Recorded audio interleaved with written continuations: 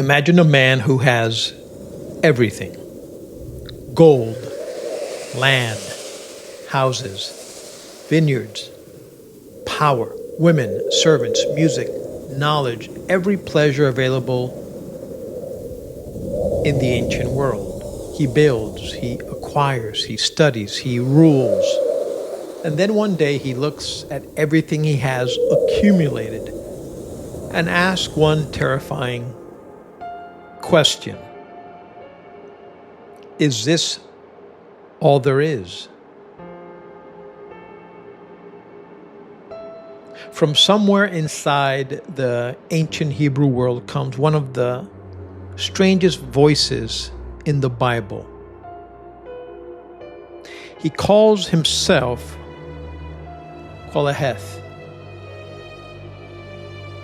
The word is connected to the Hebrew word kohal, to gather, to assemble. This word is something like the one who gathers the assembly, the teacher, the sage, the one who calls everyone into the room because he has something uncomfortable to tell them.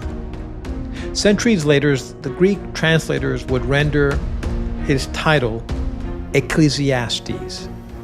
And from the Greek word, we inherit the name Ecclesiastes, that Old Testament wisdom book.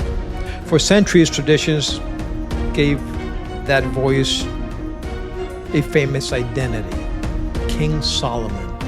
And it isn't difficult to understand why. The book opens with the words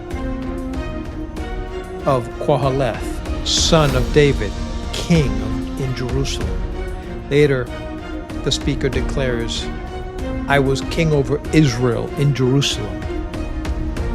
So, who else could that be? Solomon, the legendary king of wisdom, the builder of the temple, the ruler remembered for wealth almost beyond imagination.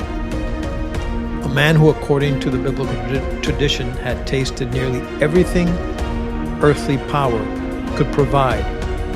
And there is something almost perfect about imagining an aging Solomon looking backward across his life.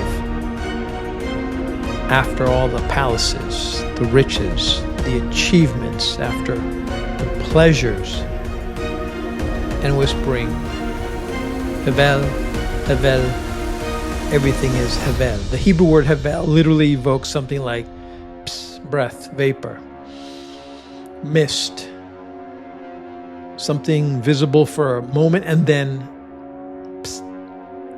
gone. Your accomplishments, your possessions, your youth, your reputation, your suffering, your pleasure, your entire life, breath. But here is the mystery deepens. Modern biblical scholars generally do not believe Solomon himself wrote Ecclesiastes. Its Hebrew appears centuries later than Solomon's traditional 10th century BCE world. Many scholars place the book somewhere around the 4th or 3rd century BCE, which means Koheleth may have not been Solomon at all. He may be an unknown Jewish sage writing behind the literary mask of a king, a pseudo pen name. And strangely, that may make the book even more fascinating because perhaps the author wanted us to conduct an experiment. Imagine the human being who gets everything. Give him wealth, give him pleasure, give him knowledge, give him accomplishment, give him power. Let him climb to the very top of the human game and then ask him, what did you discover? His answer,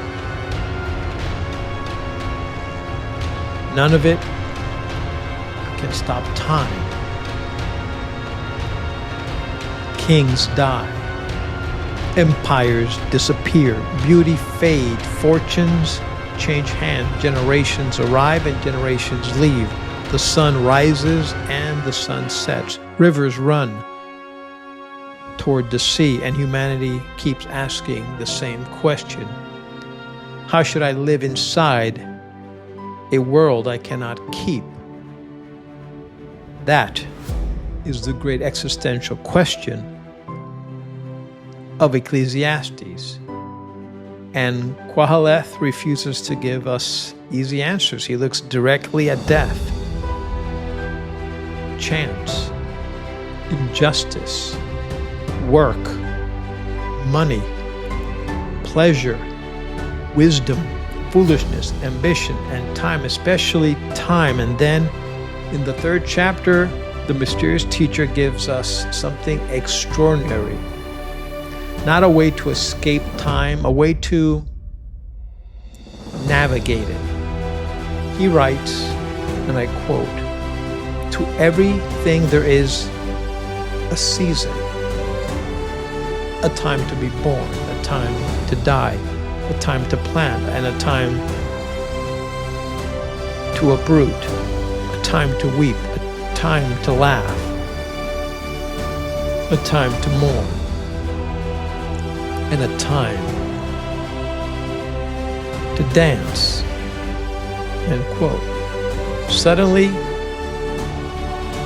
Koheleth's great insight becomes clear. You cannot stop the wheel, but perhaps you can learn to recognize where on the wheel you're standing.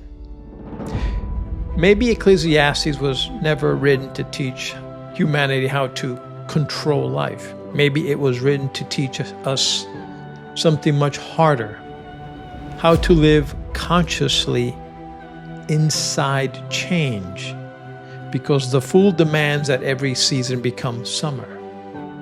But the wise person asks, what season is this? And then, what does this season require of me? Is it pain, a pause, prayer, the promise, preparation, production, plenty, pleasure, power, pruning, different seasons, different demands, different expressions of human agency. And perhaps this is the ancient initiation hidden inside Ecclesiastes. Wisdom is not mastering time. Wisdom is learning how to move with it. So tonight we enter the assembly, we sit before the Jewish sage, and we ask the question he posed more than 2,000 years ago. What time is it? What season of life are you in? To everything there is a season, and a time to every purpose under the sun.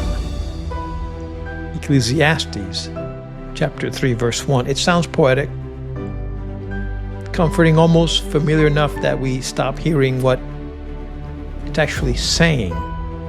But beneath those words is something much more profound, a philosophy of time, a philosophy of change, and perhaps even a survival guide for human life. Because what if one of the greatest causes of suffering is not simply that something painful is happening?